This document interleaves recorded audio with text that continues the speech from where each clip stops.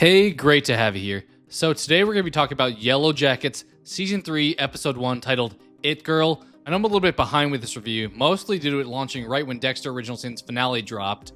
So for the format of these reviews, I'm going to be doing something a little bit different than Dexter. These are going to be a little bit more compact reviews, where I talk about what I liked and disliked, as well as my thoughts on some of the storylines, as opposed to doing a complete deep dive on each scene like I did with Dexter. Do be aware though, with this format, I plan to talk about episode details in case you're trying to avoid spoilers. So for some reference going into Season 3, I watched both Season 1 and 2 as they came out, but haven't done rewatches on them. I liked both seasons, but probably liked Season 1 a little bit more, as I felt there was a little bit more substance there. So looking at Season 3, Episode 1, we're coming fresh off of Natalie's death at the end of last season, and our characters are handling that loss in their own unique ways. Meanwhile, in the teenager storyline, we have the group further establishing their own civilization, playing games, delegating chores, and performing ceremonies. Van, and especially Natalie here, have seemed to have grown in status among the group as far as being a leader. When it comes to that teenager storyline, I swear they keep adding new girls to the group, because even though it's been a while since I last watched the show, it feels like there's quite a few girls that I've never seen before in that group. They seem to even make a joke about it at one point where Shauna's talking to this blonde girl and says something like, "Wait, you do have a personality?" implying that this girl pretty much never existed previously. Staying with the teenager storyline, they wind up doing a ritual for the dead. No idea where they got the materials for any of it, but they wind up hearing noises from the trees, really adding to the mystery there. Then separately out in the wilderness, we have the coach, who's somehow still alive at this point. He stumbles upon a ton of supplies, which really helps him replenish himself. And then later on, he catches Mari, one of the girls that, once again, feels like a new character in some ways to the show, even though she's probably been in the background of some of the prior episodes, but definitely more integral to the storyline now in this episode.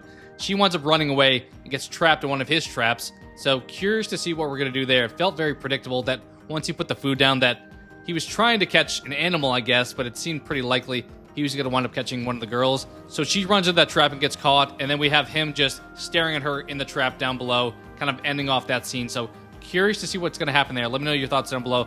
What do you think is going to take place with the coach and Mari? Then jumping to the adult storyline, we have Shauna's daughter getting in some trouble at school by throwing animal guts on some of the girls there.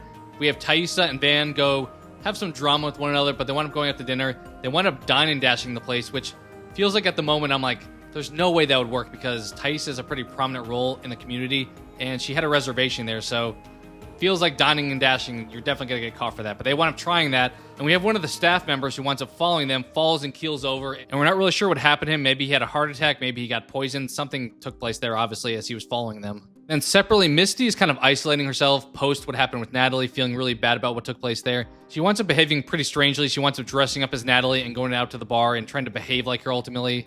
As this is going on, we have Walter, played by Elijah Wood, trying to comfort her through the situation. And we ultimately close out that adult storyline with Callie, Shauna's daughter, getting a tape cassette delivered to their home in the mail for Shauna. Not sure who it's from, so some mystery there leading into the future of the season. So listing some of my positive takeaways from the episode, I really like the music here. We had stuff like Cat Stevens and Bush thrown throughout the episode, so great music choices for this episode.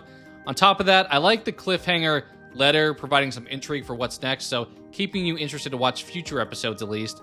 And then while they do seem to keep adding teenage girls to the forefront of the story that I don't really remember ever being there, they've clearly set up roles for the future of the season, so I'm expecting some development with those characters that we now introduced in this new season. Then my final point for positive takeaways, it was cool to finally see the woods may finally start becoming more than an off-screen boogeyman. We had obviously the noise take place with the trees, so maybe some more development's going to take place there. Maybe we actually see some visually something happening, because to this point in time, it's just been this mystical just spirit of the woods. And in my opinion, it'd be really great for this season to really captivate the audience by showing us what this really beast entity is ultimately. Now running through some of my negative takeaways, probably my biggest gripe for the episode was that I know the episode served as somewhat of a post-Natalie death episode, so there's going to be a little bit of a lull there when that takes place, but not much happened in the episode. It doesn't really feel like we developed many storylines. We're just kind of saying, oh, the future is going to be interesting, as opposed to much actually happening in this specific episode. Once again, I know it's kind of coming off the death. It's also the first episode of the season, so some of that is going to develop in future episodes, but not much really took place here, so we didn't really progress much. We just kind of re-established some characters. We established some new characters as well to set up future events, as opposed to really doing much in this episode. Then I have some small bits of criticism. One of them is that I get that it's a TV show, but some of the teenage girls don't really look like teenage girls anymore, and that's kind of the problem you run into. It's kind of the Stranger Things effect. This feels like what I would call it, where you have these people playing a certain age of character, and obviously you're spending this out a few seasons. People are going to naturally age, and it's hard to actually convince me, yeah, it's definitely still that age person.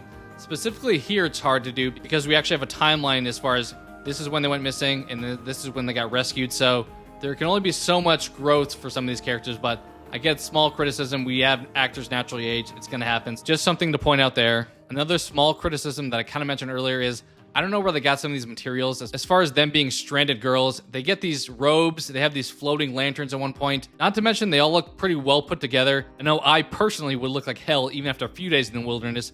Granted, they try to be realistic a few areas where they have like Natalie's hair colors changing over time as time passes. Another small issue that I mentioned already is that I don't know how the dine and dash for Taissa and Van's going to go well because she's pretty well known. So I don't know really what the thinking was there. And finally, I didn't feel like the jokes that they included in the episode really landed a lot of times. Specifically, one that comes to mind is when we have Jeff and Shauna talk about weed as being chronic and her just ripping on Jeff for still calling it that.